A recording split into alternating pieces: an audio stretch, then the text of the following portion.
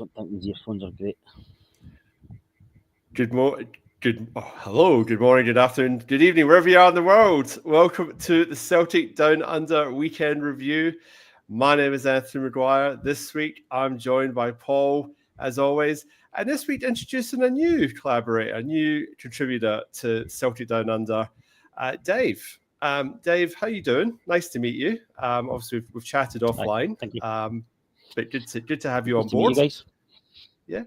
Mm-hmm. How was your weekend, mate? In the lead up to Celtic? Yeah, I'm good. Excited to be here.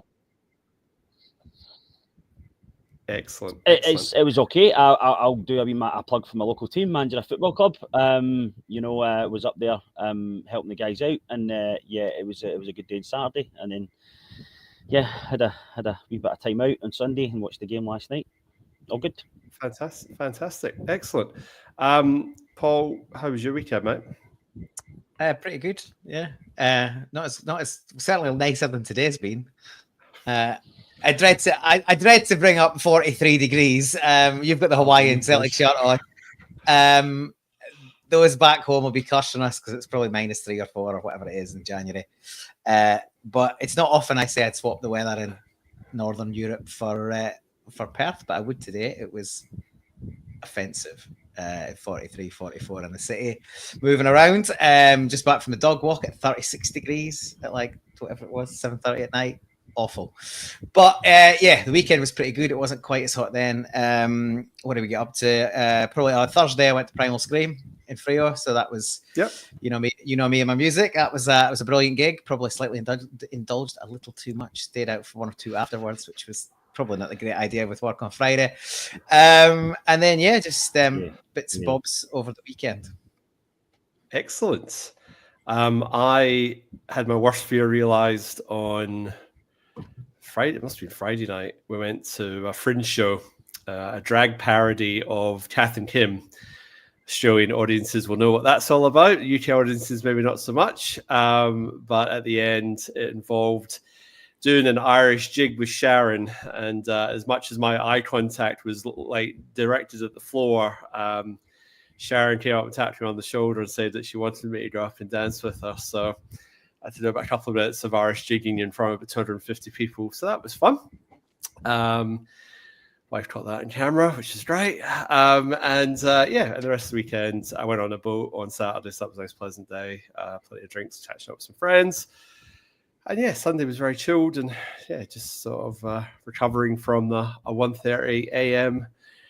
kickoff on Saturday night, Sunday morning. So obviously we are reviewing Celtic 2, Kilmarnock 1. I sort of missed that at the start of the top of the show. In case you're wondering what we're reviewing, obviously Celtic on the back of a 3-3 draw away to Dundee.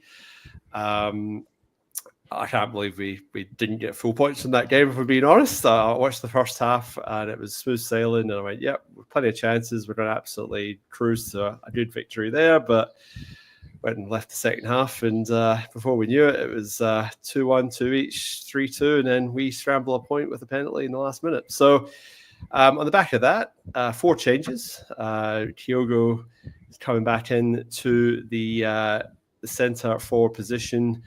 Maeda and Kuhn back in the wing positions are probably our strongest starting lineup up front.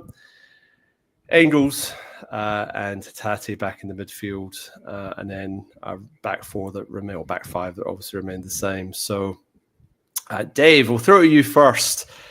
Kilmarnock, and always tend to give us a bit of a battle. They always like to sort of get stuck in and go man for man.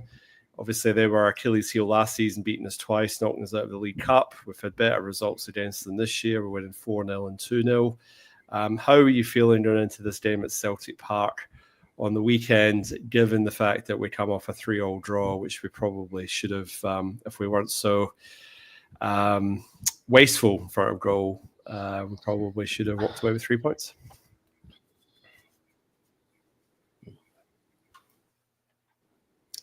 Sorry, Dave. Did you jump in, mate? Yeah, you're here. To be honest, I'm not lacking. Oh, sorry, you did say Dave there, did you not? Yeah. I thought you bashed that at me there. Sorry. No. I am. I'm never. I'm always reasonably confident, especially domestic games with Celtic. We are quite dominant. We don't lose many games. We're not going through the best performances at the moment, and that happens sometimes. The Dundee game, the second half was quite poor. Outside the derby, it's probably the worst 45 minutes of the season, I would say, domestically. And we seem to get spooked. The defence seemed to get spooked. Big Trusty seemed to be off his game quite a bit in that game, but he looked solid enough yesterday, or Saturday, I should say. And the defence in general was quite good. We are missing chances up front. There's no point in trying to sugarcoat that, but at least we're making the chances. We're not struggling to get in behind them. We're not struggling to get the shots off. Is it just one of those things, considering that we're scoring an average of roughly just under 3 goals a game? We're not doing too bad, but we could be blowing teams away. We could absolutely be blowing teams away, especially in the first half an hour, 40 minutes. We seem to be really strong. We don't get that second goal. And again, is it just we take our foot off the gas, let's get to half time, whatever, and that gives the other team, and teams like Dundee and Kilmarnock especially, are going to have a go at us because they're decent teams. These aren't bottom of the table teams here. These are mid-table. Kilmarnock, European teams recently, physical, strong, and are going to make a point of trying to get something from us because of where we are at the top of the league. So I don't lack confidence, but I do see that we all see that we're not perfect, and you're never going to be perfect. But I think it's also got to be taken into account that, as Brendan Rodgers mentioned, and I think it was Saturday after in his match report afterwards, he said, we've played 7 games in 20 days. Now, every club's played 7 games in 20 days just now. However, for some reason, we don't seem to think, or we have certainly a lot of people within the football world, the Scottish football, that says that shouldn't affect Celtic the same as it affects everybody else. But it does, because the guys are human beings. They're no robots. We don't really have strong backup in defence, though, and that's something that I think needs to be addressed.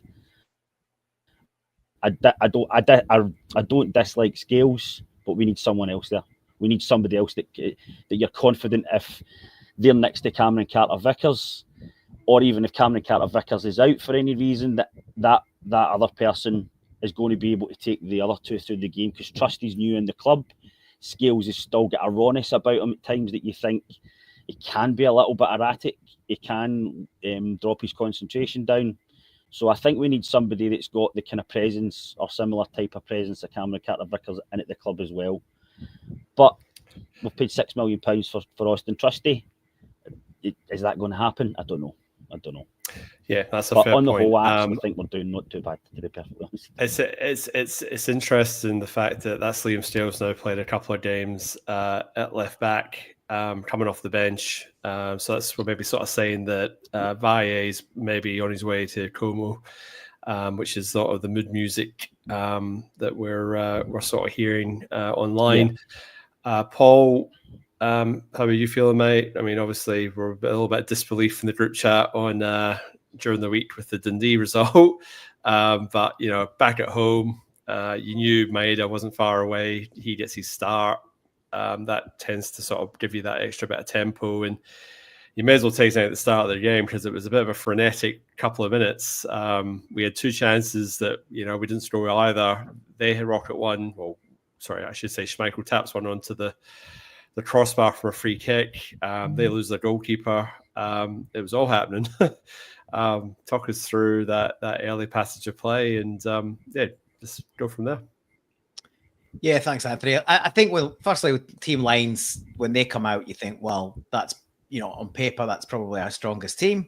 He's looking to get that team one game back together under the belt, you would think, ahead of, hopefully, all things being equal, the same 11 starting against Young Boys on Wednesday. So, I think we were all positive and happy. If we just touch briefly back on Dundee, I thought the first 40 minutes was excellent. In terms of we dominated possession, dominated chances, intensity, goal up, should have been 2 or 3 up, And then obviously we get sucked into a bit of a dogfight, and in the end, probably glad to get out of there with a point. But if you look at like I said, the first 40 minutes, game should be done and dusted. And this game's actually no different, very similar, except that we probably even better in the first half in this match. We're back at home, bigger pitch. There was definitely an intensity and pace to the play that we've been missing in some of the recent games. I thought generally the wingers, first choice wingers, obviously added a lot of sharpness and excitement, and that takes us into the first minute. There's a great ball over the top, I think by Hatate, and then Kuhn's away, and yeah, he's been in and out of team obviously, and you know, as soon as it's over the top and he's in, you think there's only one place this has ended up. They're stretched. He's got clear grass to run into. The keeper's exposed. He's either going to bend it round him or take it round him and roll it into the empty net. And he just takes a heavy touch. Early in the game, he's not, that first touch is not quite there. That gets away from him. And then then it becomes a 50-50 between him and McCrory, and he's absolutely entitled to go for it. McCrory's really brave. He gets in there. He takes a real sore one.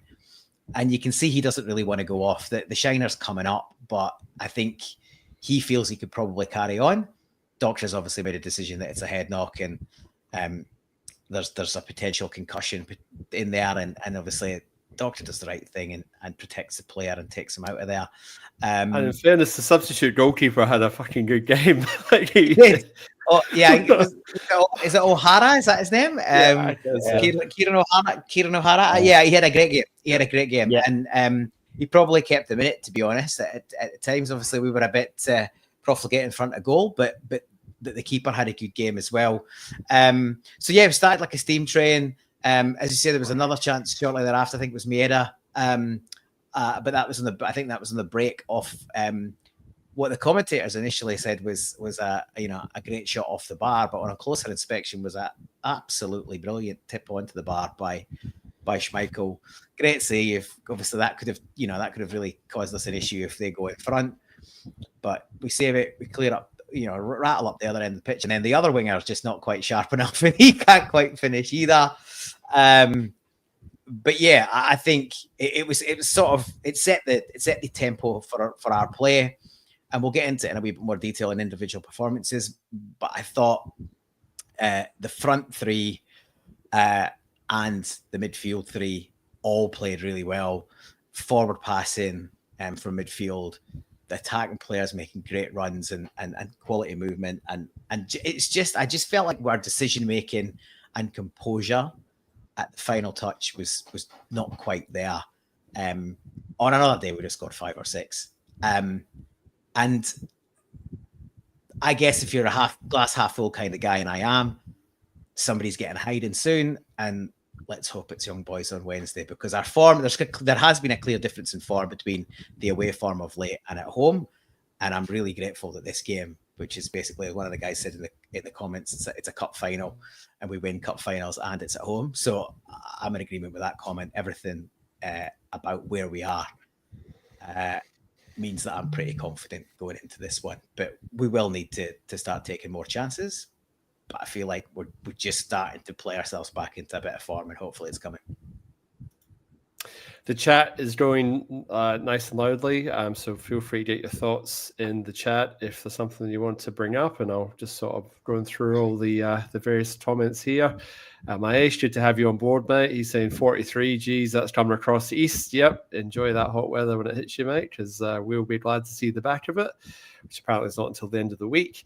Pete McGee's asking you, Dave, there, are you locked in an attic? Do you want to confirm or deny, or you only sometimes when you need liberty to keep me away from people? Yeah, just I just like my own wee hole. That's what it is. No, man cave. That's all right. I get it. That's perfectly all right. Everyone... And what's my saying here? He says, based on attack contribution, Celtic should have won 4-1 against Dundee United. Celtic's back four worry with their inconsistency. Well, I'm sure we'll touch on that, particularly for the Kilmarnock goal. And then John Clement saying that the Celtic podcast term of the week is profligate. Yeah, it's also means wasteful. I was ready to use that word, and then I was worried to stuff it up. So Paul went there first, so all good. Dave takes us out of the first goal, 12 minutes, Callum McGregor. That's him scored yet another goal outside the box. So I think that's 7 for the season in all competitions, all outside the 18-yard box. Talk us through it, mate. What was your thoughts? What did you see? What did you notice?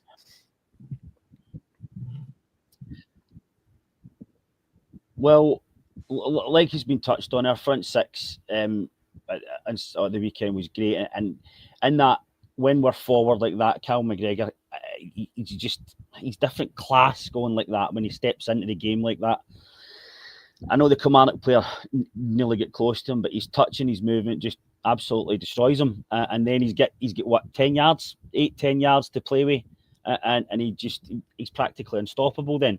And it actually looked to me that the Kilmarnock team, the Kilmarnock defenders were then scared to engage him because they just didn't want him picking the pass, or is he going to shoot and stuff. And then it's just you're just expecting it then, and you're not even expecting it to be anywhere near the keeper, and it wasn't. It's right in the bottom corner. He looks as if he just strokes it in, as if he's not trying. And I noticed a bit of social media blowback towards Callum over the past week or so, that he needs a rest, and we're not criticising him, but he needs a rest. He needs to drop out the team. I don't think we can afford to lose him. I really don't. I like Luke McCowan, and I think Luke McCowan's probably his natural successor. I'm pretty sure that's why he's been brought in. However, he's not ready to step in to run the team just now the way Callum McGregor runs that team. And I don't just mean from a on the pitch, ball at his feet type of place. He is all over the place, talking to players, making sure that they know what they're doing. They know where they should be. He is Brendan Rodgers' man on the pitch, and it's that simple. He's too important to the team to drop out. And from there, I agree. We just looked as if we could score any time we went up the pitch, and it was just we were dominating that first 40 minutes so easily. It looked as if Kilmarnock had just no clue what to do, but it just didn't happen. Second goal didn't come. But yeah, I don't see where Callum McGregor puts a foot wrong. He's no perfect. No player is perfect. But his control of a game overall has consistently been an 8 for a decade. Can you think of the odd game we've been really poor? Again, going back to the derby, we were terrible. All of us, all Celtic players were terrible. However, outside those types of games, when has Callum McGregor not been almost the best player on the pitch? That's the Army thing. Engels and others win the What I was just trying to say, Dave, is just that, I guess when the team doesn't play well, and go back to the derby, like there was no pass marks in that team. I think we sort of agreed maybe Carter Vickers, but apart from that, no one in that team played well. So you immediately point the finger at the captain and go, well, it's up to him to try and rally the troops and get something going. So he probably comes in for, that sort of stick that maybe other players in the team, that flack that they don't get. And then on top of that, obviously the 3 each last week, again, you're sort of looking for a reaction. And by all accounts, I haven't seen the second half. I watched the highlights, but it was a poor half of football. We didn't really look like we were going to score. So again, you're sort of saying, well, where's Cal Mack? Like, he's your captain. He needs to sort of lead from the front and show. And I think he did that in this game. Like, he got his foot on the ball. He drove forward. And he got his goal, and it was a good way to start the game. And it capitalized on that early pressure that we had, and that early sort of pace and the 1-2 touches that we're taking. And I think the other thing, having Kyogo drifting and playing more of a wide position the last couple of weeks, I kind of feel that we were hitting him more as that target man, and he was getting involved in the play a lot quicker, and he was either laying it off or bringing it in and dragging the Kilmarnock defenders all over the place because they were told to man mark, and it was our quick passing and our 1-2 touch that just sort of exposed them and created the spaces that we needed, like that goal in particular. But yeah, it was good. So, Paul, there was obviously more chances, and we were doing. Yeah, sorry, Dave. What were you say? I'm just going to say, yeah, I think Michael Stewart mentioned that in the commentary the other night. He was saying that Celtic, we started doing it kind of not long after he mentioned it, but he was saying Celtic should be a bit quicker and not going long ball, but hit direct, a bit more direct, hit Kyogo. And when Ida's on the pitch as well, he's really good at holding the ball up. We should be a wee bit more direct sometimes. I know a lot of people have criticised Brendan Rodgers' style, that it's too overpassing, it's pass, rather than just get the ball forward. But if you're drilled that way, it's harder to come out of that and do that. But I think sometimes there is a place for it. And just touching back on Kilmarnock as well, sometimes he needs a bit of protection next to him. Brendan's first time in charge, we had Scott Brown next to him, and Kilmarnock was the one that was coming back to help Scott Brown and then pushing up the field. Callum McGregor doesn't have that now, because Arnie Engels is not that player, and neither is Rio Tati. And even Bernardo's got a wee bit of that in him, but he's not starting every game. We need somebody sometimes. The game against Dundee and the derby, certainly, we should have probably had a deep two protecting the back four, and we didn't, and we've not done it. Now, maybe it's just the players aren't there at the club at the moment, and that you just have to get them in. But I think sometimes, especially if we're going to go through into the next stage of European football, we might need to play that style. We just need to be a bit more, I know people use the word pragmatic, but somebody that can link, that can help Callum McGregor, but also has the legs in him to get up and help Engels or Bernardo or Kyogo if he's sitting deep. We don't seem to have that adaptability at the moment, which I think is missing. Yeah, that's a fair point. Paul, it seemed that Engels was getting man-marked, so that was sort of giving Hatate probably a little bit more free time on the ball. And obviously he was the architect of, the first chance early doors, but he was sort of spraying passes. And then obviously he misses a good chance, Engels turning provider, and he's looking to the heavens as he's rocking it over the bar. Obviously Kyogo comes through. I think that was a Hatate ball as well through to Kyogo. He sprays it wide. So you're sort of starting to rack up these chances. I mean, Dave's right, and he said in the group chat, you're never going to score every chance. And somebody in the comments section said that as well. You're never going to score every chance you get. But on the balance of chances we had, we really should have been at a minimum 2-0, ideally 3-0, before obviously Kilmarnock get their goal. What were you thinking by this point, Paul? Was there anything that you wanted to pick out, or anything that you noticed in the passages of play, or anything you wanted taking up to that equaliser? Yeah, pick up on a few of those. I think Dave's got some good points about the midfield. But I think that's more about how they're being asked to play as opposed to the ability to play it. Like, if you look back at the early part of this game, Engels was deep, and he started that move inside the first 30 seconds. It starts with Engels playing it up the middle, then it's knocked off to Hatate, and then Hatate plays it over the top and Kuhn's in. I like our midfield three, regardless of who the three are. And this goes back to last season as well, when O'Reilly was one of them. Although Kilmarnock's the fulcrum and usually the deepest line player, I think we're at our best and most dynamic when that is more fluid. Like, Engels, Hatate, Bernardo are all comfortable with the game in front of them. And if they end up dropping in either next to Cal or instead of Cal, I think when we start moving their midfield markers around, it makes us much harder to play against in midfield. And as long as that's that communication and awareness of who is covering the back two, whether it's one or two of the midfield, then I think we look a far more exciting side. And we've all talked about the horseshoe of hell and horseshoe of death millions of times. Again, I think that's not a tactic that Rodgers sets us out to play. I think it's symptomatic of the other instruction, which is don't lose the ball. But his view is don't lose the ball, but play fast, move forward-looking football. I think some of the players get spooked and aren't confident enough to make the pass, or don't think they can make the pass, or they don't feel like the pass is on because there's not enough movement in front of them. And that the instruction there is to probably not lose the ball. So then they revert into the square passing side to side, all of that sort of stuff that, if you're being kind, and Rodgers made it clear the other week, changing the angle of a point of attack and angle of attack and going again. I think when teams set up in a low block, it's imperative on our attacking players to make runs to create space, but it's equally imperative on the man of the ball to not dilly-dally and just get it, when they see a pass forward, take it, because it'll be closed off again in a half a second. And I guess if we come forward onto that, I was really quite impressed. You're right, Engels, he was effective when he got free, but they were tightly marking. But that allowed Cal and Hatate to have way more time than they've had in recent games, and they both made the most of it. They played much more head-up football. They played much more on the half-turn. They played much more forward passes. And I've seen a lot online being quite negative about this performance. And it's easy to say, take away the missed chances, but we created a hatful of chances on another day. Like I said, 3, 4, 5, 6-0 or 6-1, and no one would be getting the knickers in a twist.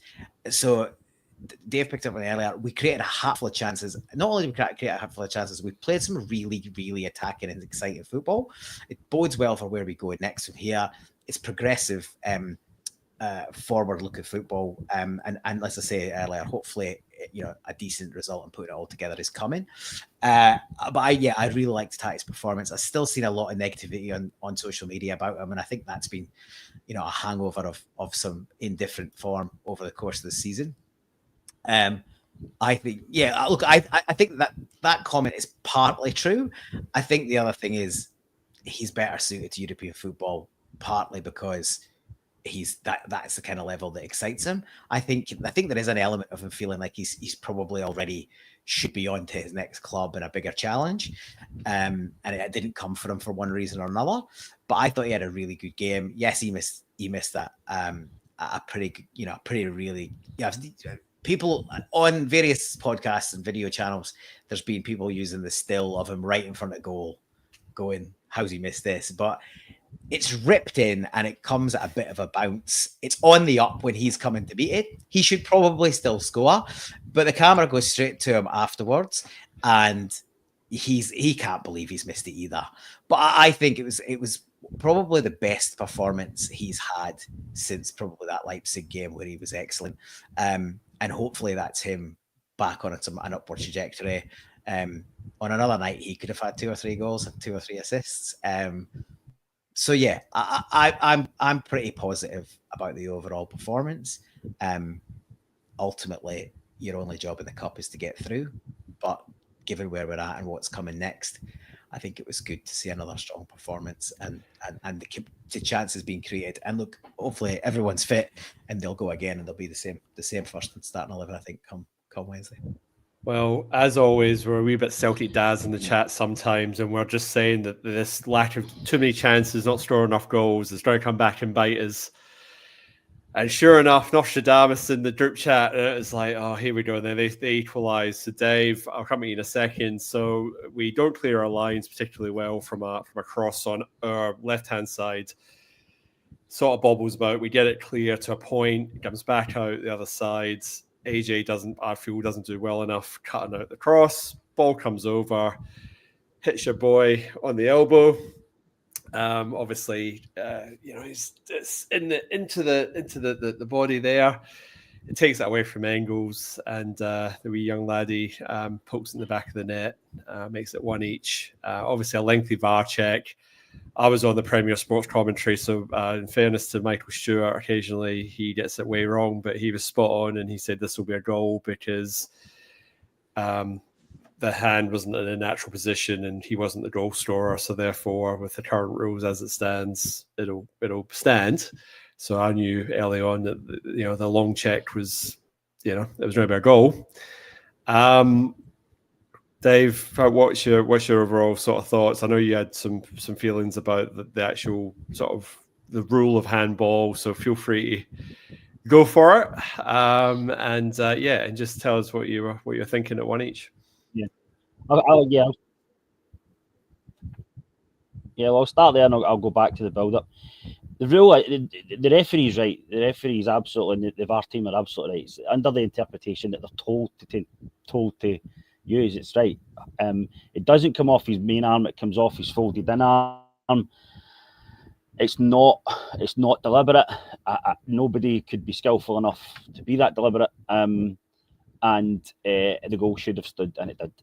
My issue is with how the rule is being interpreted and being told by UEFA and FIFA to referees to interpret it, because that has a material impact on that goal. If he doesn't get that, Engels clears it. and it takes the ball away from Engels. Now, we're not going to change the rule mid-season, so it's not going to do any good, but it's going to have to happen at another point. However, the handball rule is a bit of a mess. It's cleared up a little bit in the past few years. However, they're still not getting it right, and that's what they need to start addressing. But I do also understand that you're never going to get it perfect, because there's always going to be a human being interpreting something at some point. And that's just the way it is. So you just need to accept sometimes that these happen. However, in regards to the build-up, if we deal with it better, it doesn't come in. The first part of the build-up is that Engels is given a ball. I can't remember who from, but he's given a ball back that's what we call a hospital ball. It's absolutely not strong enough to get back. Oh, sorry, AJ was given the ball. I think it was from Engels. That's what it was. Engels just passed it back. He's not put enough power in it. AJ's had to come forward to get to it, and that's what's kicked the whole process off. Then by the time AJ has bounced about, the ball's bounced about, he's not able to get out. Could he get out a bit quicker? Maybe. But again, you don't fully understand it until you're on a pitch. And at the end of the day, none of us have played elite football, so we don't really understand it at that level. The ball's come in, it's bounced off his arm, it's knocked in. Every Celtic player is looking for that. And that shows you a sign that they think it should have been a handball. However, that's not how the rules are interpreted. It's the type of goal we're losing just now. Is it? I mean, the most stable part of our team, player-wise, is our defence. We're constantly playing the same 4 players at the back 4 if we can. I know Scales and Trusty did rotate for a bit. Is it maybe we just don't have the backup to play? I know Anthony Nelson's there, and for all we adore him, he isn't Anthony Johnson. He's not as good as Anthony Johnson. Would he have got out quicker? I don't know. It's just one of those things. And I think in isolation, you go, right, it happens, let's move on. But it happened at Dundee a couple of times. Certainly happened in the derby, come back to those couple of weeks ago as well. We just seem to be pulling, our defence seems to be getting a bit spooked at times. And it happened at the same stage of the game as where it seemed to start happening with Dundee as well. It's happened with the last 5-10 minutes of the first half when we've dominated. We've not got the second goal. And I don't know what's happening. I don't know if it's a psychological thing, a tiredness thing. We simply can't answer it. But I think they were very, very fortunate to go in at 1 each. Because if we'd went in even Definitely. at 1-0, nobody could have said we wouldn't have deserved that. But if it was like that, it's just the way it is. Sometimes they get the break of the ball, which is exactly what they did. I think I read the stats that I think they only had 2 shots or something on title. Like Casper made 1 save that was straight into his hands. The other's the goal, something along those lines. Very, very limited shots. They weren't peppering us with constant attacks. They weren't peppering us with constant shots on goal. They had a wee bit of territory that last 10 minutes. Professional football teams get that. We need to be a bit better at riding that out. If for example, we were coming up against a Hearts or an Aston Villa in a couple of weeks' time, you'd think, you know what, they're going to feel that they can get something here, because if we start doing that and reverting back in. And I think that the manager needs to figure out what it is. And what's happening is also we seem to be becoming physically weaker in the tackles at that point. Physically weaker. Trusty being the perfect example at Dundee, just wasn't he there? It just, it looked as if he just wasn't tuned in at all to what was happening around him. He'd get pushed off the ball at the side of the park, and then he was moaning about the boy stood in him. Can't be a free kick because the ball's dead, so it doesn't matter. The ball's not in play, therefore it can't be a free kick. So what's he greeting it? Just got up and got on with it. And then he was non-existent for the header. Going to pose a question to you there, Dave. Would you bring? They seem to be getting spooked like that. I would say, would you bring Stales in for Trusty on Wednesday night against Young Boys? Then, do you feel that a change should be made there, or are you happy to stick with Trusty because he's come under flack? He was weak at Dundee, and Rodgers sort of made comment. He got probably lucky with that free kick that led to the second goal, and we'll obviously talk about that because that's a bit of a talking point and part of the title of the show. Jeremy McInnes wasn't happy about it. So, you know, are you thinking we should sort of stick or twist? I'm just curious if you've got a thought on it at the moment. I'm quite vocal at times in saying, look, I'm no a football manager. I'm certainly no Brendan Rodgers, so you've got to trust him. However, as that's what we're here to do, I would probably stick with him because he didn't do anything wrong on Saturday night. It might have just been one of those games for him. Brendan took him out of the firing line a few weeks ago when he had, I can't remember after which game it was, but he had a pretty poor game as well. We need to remember this boy's just arrived at Celtic. He's only been here 5 or 6 months. It takes a season for a lot of these. He's never been involved type of football culture. This win every week, no matter what. And with Celtic, and there's a lot of fans that are very open about this. It's not just win every week. You have to win by 3, 4, 5 goals every week, or it's a disaster. He's not used to that. He's not used to you cannot go through a game without making a mistake, or the crowd's going to get on top of you. So I think he's a better defender than Lee. He's certainly a better centre back than Liam Scales. I don't dislike Liam Scales, but I think he's more erratic than Austin Trusty, and I would rather have Trusty there on Thursday. With his ability to his relationship with Cameron Carter-Vickers internationally as well, I think that's a better idea overall. That would be my shout. Paul, you're in the, as I say, on the whole, I think the defence. You're right, Paul. You're not exactly in the Liam Scales fan club. Would you push for his inclusion back into the starting lineup for these young boys during the week, or are you happy to roll the dice with Trusty and stick with a settled back five? Well, you've sort of loaded that question a bit, haven't you? I think, well, a couple of things. One, Scales has been much improved, and I'm on record as saying that he's much improved. You have been, yes. However, but he's played above himself, and he's been an able deputy at times when we've relied on him. But we haven't spent 6 million on Trusty for him to duke it out with Scales. I think the idea is he's the preferred player. So I think one, I would start with him, and two, I think the manager will start with him. If there was any chance of Scales starting the game on Wednesday, he'd have played on Saturday from the start. And given, the lip reader's view of Brendan Rodgers' summary of his sort of performance for the second goal in that game against Dundee, and generally his after-match comments where he was less than effusive in his praise of Austin Trusty. If he was going to pull him out, it would have been in this game. Clearly, if he's had a go at him in public, he's clearly had a conversation with him in private as well. I'm sure there's been a lot of work on the training ground. There's been a lot of man management, and he's been trusted with the jersey on Saturday, and he had a pretty good performance. I know it's been mentioned in the comments, but he is quick. That's one of the reasons he's been signed.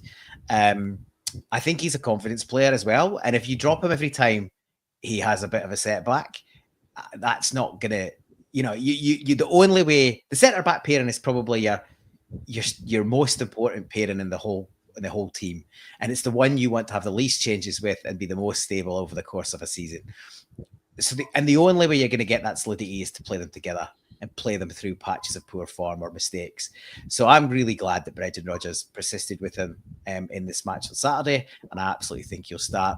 And I think it's a game that will suit him. The crowd will be bang up for, the atmosphere will be really positive. If we are tested, it'll be via pace, and he's got that in abundance. And he'll be playing next to Cameron Carter, because I think every left centre back at the club has suffered in big games where teams will target Greg Taylor, and there's probably going to be another case for that again on Wednesday. And look, Taylor's had a lot of criticism. He's probably coming towards the end of the line at Celtic, but he's been a great servant. It's just that at that top level in Europe, he's not the best defender. One-on-one, he's not the quickest, and he's obviously not the biggest. So teams will naturally target them, and that will put pressure on the left-hand side. It's one of the reasons why we should be delighted we've got Maeda back and fit, because he backs up the full-back, and obviously the centre-backs will have to be aware of what's coming down that side. But yeah, I think we will start with Austin Trusty, and I think that'll be the right decision. Just a comment here from Stephen Ray, just saying that Stales will be our backup at left centre back and left back moving forward. And if Celtic re-signed Kieran Tierney, then Greg Taylor will move on. Yeah, I think the mood music with Greg Taylor is that he's not signed a new deal, and there's always a bit of an impasse over what he thinks he's worth and what Celtic thinks he's worth. So I think he'll be leaving on a free at the end of the season by the looks of things. But stranger things have happened. You never know. But I guess a lot to happen with. I think the only thing I would add. I think the only thing I would add to that is I certainly think that's not the case. I think. I don't think Scales is absolutely fine to be a backup centre back. Maybe not my first choice backup centre back. Maybe 4 out of 4 into 2 positions. He could be fourth, but he shouldn't be the backup left back. It's all well and good for having him fill in while Vi is maybe on the way and Katie isn't quite in. But if Katie comes, we've got to sign another. We've got to sign another left back, and we have to sign somebody in a similar mold to Vi if Vi is indeed going to move on, because with Katie's injury record and the fact he's closer to 30 than 20, we're going to need another left back coming through, and Katie's a perfect player to mentor him. He's not going to play 50, 60 games a season, as we've said umpteen times on this show. So we absolutely need to sign another left back. I would be saying sign it now, to be honest, and let Taylor go, or twiddle his thumbs. But at the very least, we have to have one lined up for it very early in the window, because we're going to play Champions League qualifiers this coming window. Dave, what were you going to add there, mate? You're ready for jumping in. What do you want to say?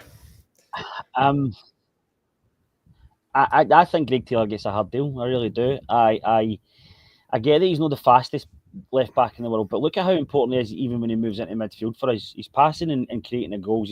He's no protecting Callum McGregor, but he's moving in and giving us an extra body in midfield when these other teams are sitting with a 5, blocking us off at every pace. He's coming in the inside and giving us that extra pass and that extra movement.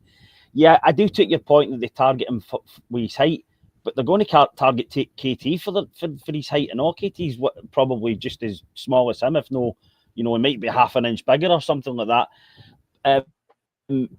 Kieran Tierney, I think would be a great signing. I really do. I'm with you. He's not going to play 60 games a season. He's never played that. He might have played it in his very early career at Celtic, but he's never played it since. He's played a lot. Actually, I read a stat recently that since he left Celtic, he's played quite a lot of games. However, he has had 2 very bad injuries as well. And at 27, he's probably only going to get worse. If we were to get 30, 40 games out of him over a season, big important games, cup semis, cup finals, derbies, and European games, I think that would be an absolute great signing.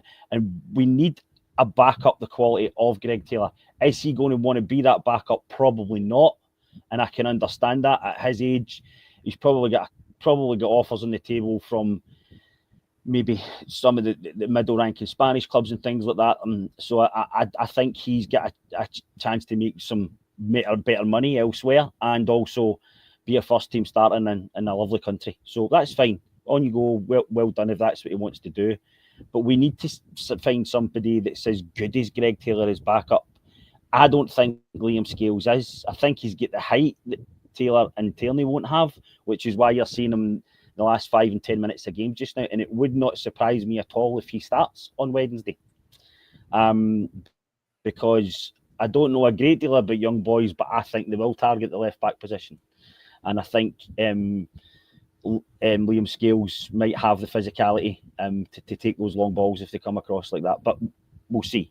But I think some people give Greg Taylor a hard time that he doesn't deserve, and he's never deserved it. And it's happened before at Celtic when players are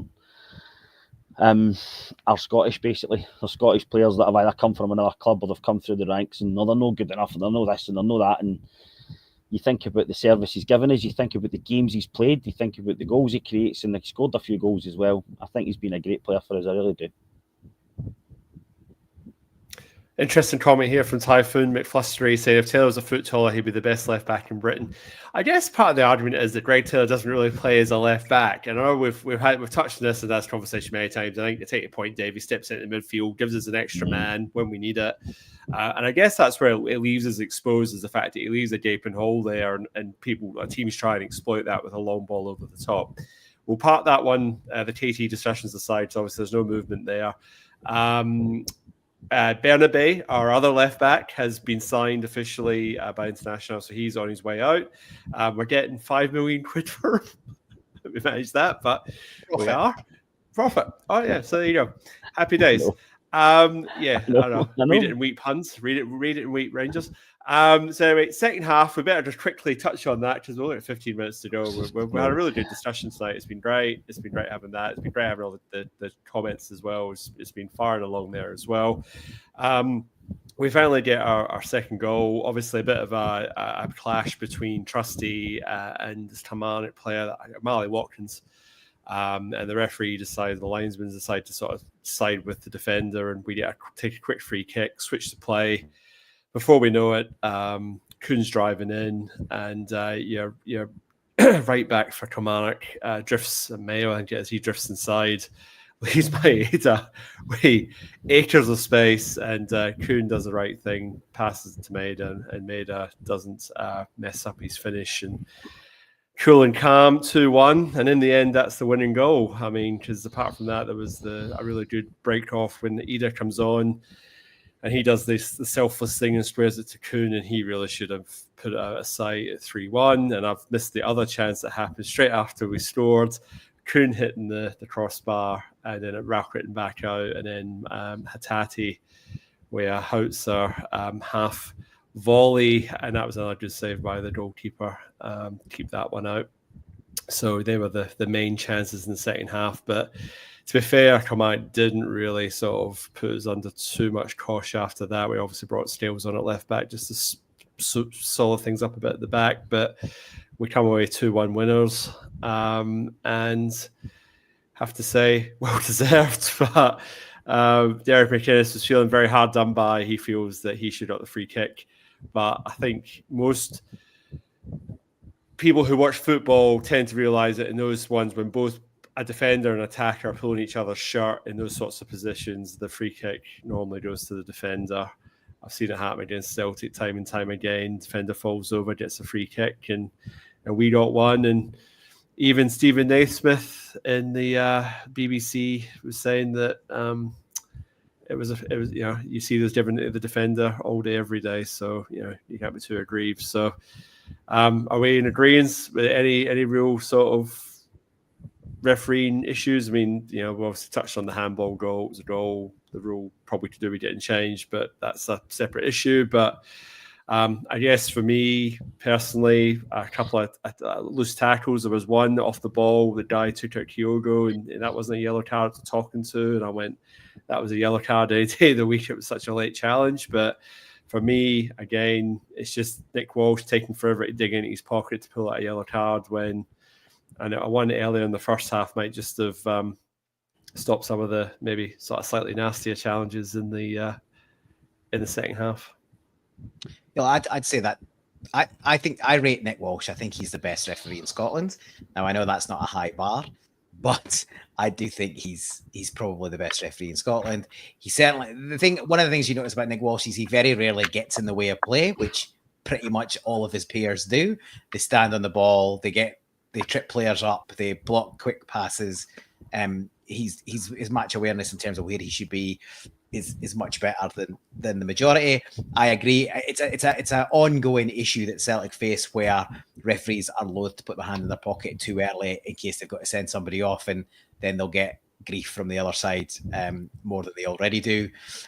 So yeah, there is a propensity to let challenges go that otherwise, later in the game it would be a standard yellow.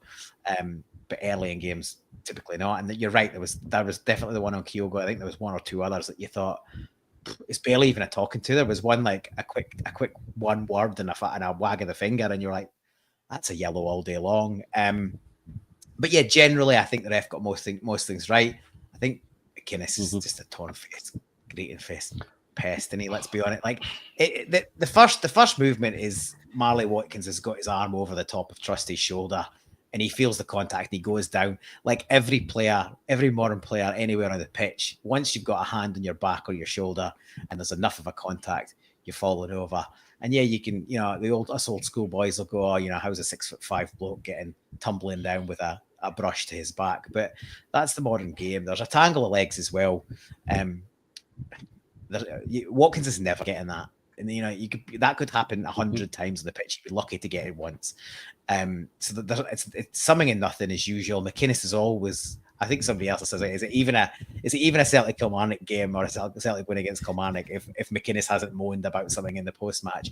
And it's just another one of those.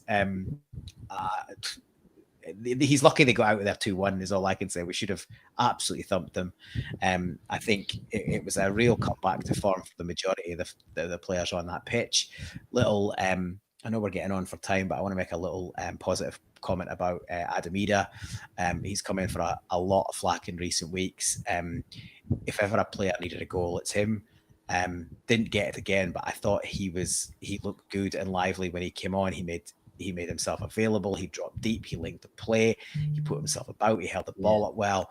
And then he looked dangerous going forward. He had one pass where he took on the defense. He basically got one-on-one, and then he I've seen some, again, even on this, I've seen some complaints that he picked the wrong option. He should have been shooting.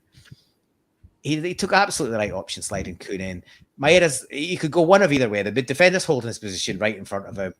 He needs a worldie to score past the keeper and the defender from there, so from outside the box. He's not going to do that. Maera's got a man with him and tracking, but Kuhn's completely free. Yeah. Now, the only thing you could say about his choice to pass to Kuhn is that he's the way he passes it, it's for a natural right-footed player because it's coming across Kuhn's body, and I've heard people say, "Oh, he passed it badly to Kuhn," which is why Kuhn needed a touch to get it. But it wasn't a bad pass. If Kuhn wanted to strike it on his right foot, it was perfectly weighted pass. It's just that Kuhn wanted it on his left foot, so he took a touch and moved back on his favourite foot. In the end, it's a good save by the keeper again, and the officials managed to give it as a goal kick. So yeah, I've just praised them, and then that was a bit of a blatant miss. But I guess the only other thing you would moan about officials is the VAR decision. It took forever on the Maeda goal.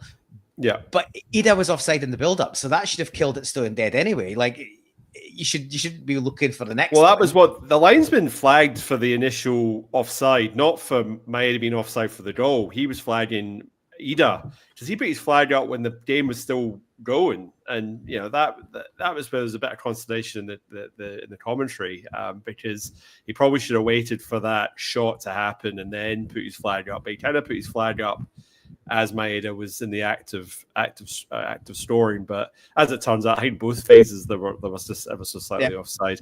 We're conscious of time. Dave, was there anything that you wanted to touch on before we go to a man of the match selection for this week? Was there anything in the game else that you wanted to bring up at all? Just a wee bit.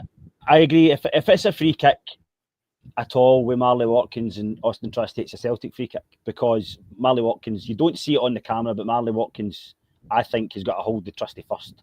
Then Trusty's doing it back, but that's what defenders and attackers do to each other every single game. It's going to be a free kick, usually in the middle of the park, and it's going to go to the defender. I think that's the end of discussion. I want to touch on a wee bit of the free kicks because once again, Celtic with 67% possession have got more fouls against than they have for them. We seem to be every niggly tackle that we do is stopped. The game is stopped, held up, slowed down. There was one point where Engels was fouled 3 times. I think in the first half, he was kicked again, and when he released the ball, he turned to the referee and he went, "What's going on?" If that happens the other way around, the game is stopped right away. So and listen, conspiracy theory or not, I'm just conscious of that light. Conspiracy theory or not, the fact is now they can't give the big decisions against us the way they did, and the only way to stop us, I think, is to slow us down. It's the only way. It's the only thing they've got. Nick Walsh is probably the best referee in Scotland. I'm not giving him much grief on this, but it does seem to be a bit of a pattern that Celtic, who dominate the ball all the time in Scottish football, seem to always have more free kicks against them than they do for them, and that seems to be at least an anomaly to me. In regards to Ida, I totally agree. The boy needs a goal. He just needs a goal. You can see it in him. He's just against Dundee. He was like, he just didn't know what to do when that ball was against Dundee. Was it Dundee? And it was fired across the pitch, and he just put his foot through it, and he was trying to be cute with it and stuff. And he just needs it. It'll come. It will come. I've got no doubt, because I rate him. I think he's a really good striker. I think he's somebody we need. He knows how to hold that ball up, and he knows how to bring players into play. Other than that, I'd agree with everything else that was said in regards to his choice of pass and stuff like that. And I want to just flag up how important Dyson Maida and Nicholas Kuhn are to this team. They are. I know they talk about them as wingers, but they're actually strikers for me. They're strikers who are coming in from the side with the ability of wingers. And for all Dyson Maida gets grief about his final ball, his composure recently has been top notch. Top notch. He's been composed. He's able to pick the right pass, and he's able to find the right finish at the right time as well. Is he your man of the match this week, Dave, or have you got someone else in mind? Because he was the official man of the match, but who are you picking? Who's your selection?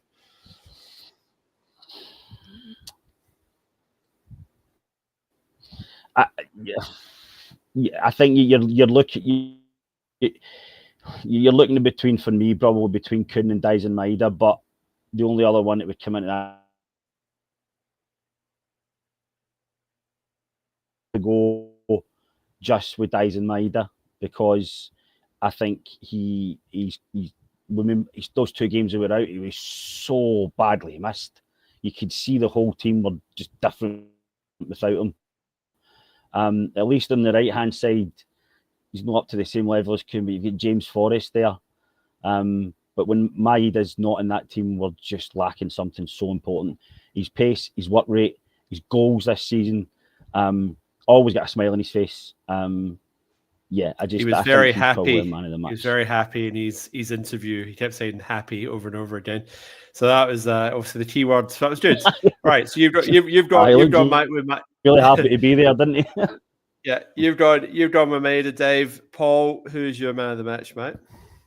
Yeah, look, I think the wingers were good. Obviously, Kuhn gets an assist, Maida gets a goal. I just think they were a wee bit off it in terms of, like, if they were on it, they could have had 2 or 3 goals each. And so, not for me. I thought good, but not man of the match worthy.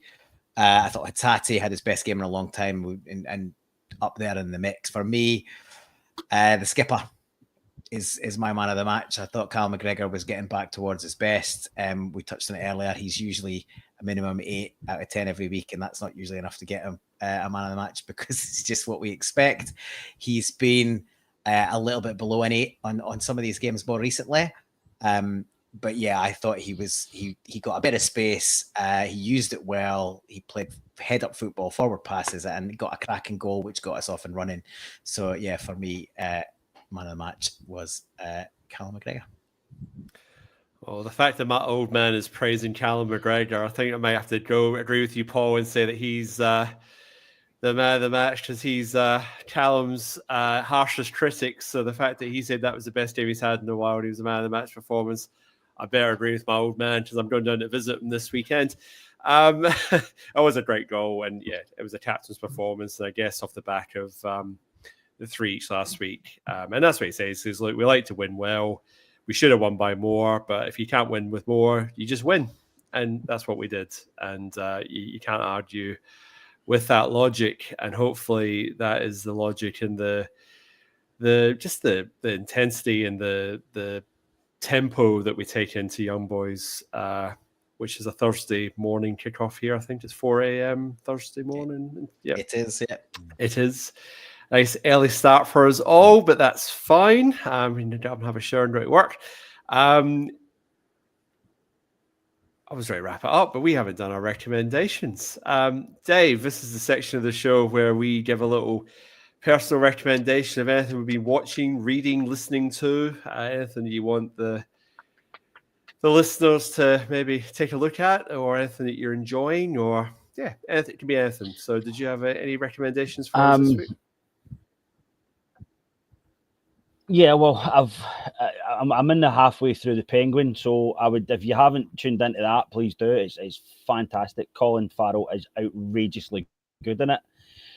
But the other thing, I'm rewatching The Blacklist, and I don't know if anybody's aware of that. It was the James Spader, and it was a crime, an American crime show. I'm rewatching that, and if you haven't seen it, I would suggest you do it. 10 seasons, fantastic. If you have watched it in the past, rewatch it again, because there's an underlying current and storyline in it that becomes obvious once you've seen it all. So I like doing that. But so those are the two programs I would recommend anybody just now. I'm halfway through the Penguin as well, so I need to finish that. But yeah, I agree. I think Colin Farrell's amazing, and I must admit I'm a huge fan of James Spader. So I'll add that to the backlog of TV that I never watched the first time around, and you may touch it, and maybe at 3 years' time I might get a chance to watch it. Paul, what we got for us this week, mate? Yeah, just one musical recommendation this week. I've been listening to a lot of brand new music of late. I've got so many gigs in the first 3 or 4 months of this year that I tend to spend my time listening, doing my homework for the gig, and getting back into those bands ahead of their gig. So yeah, it was first couple of weeks of the year was listening to Primal Scream ahead of Thursday's gig. I'm now in a batch of listening to old Flaming Lips stuff because they're playing in Melbourne in a couple of weeks, and I'm flying over for that. So, but in between all of that, it's one I should have recommended previously and haven't. Did see them here just the back end of last year, but another Scottish band, Bell and Sebastian, their 12th studio album, Late Developers, came out. It's coming up 2 years ago now. It was actually January 2023. But yeah, they were still touring that album well into last year. If it's missed you and you are either a full-time, part-time, or sometime Bell and Sebastian fan, check it out. It's a great addition to the back catalogue. And equally, if you ever get a chance to see Bell and Sebastian live, please take it up. They are a fantastic live band, and the songs really take on another dimension when they play live, which isn't necessarily the same for every band, but it should be. So yeah, Bell and Sebastian, Late Developers, check it out. Few recommendations in the comment section, so there's people shouting a few things out here. So American Primeval, we've got The Command, SAS Rogue Heroes, Silo, Yellowstone, Slow Horses, which as we mentioned many times in the show, and Only Murders in the Building.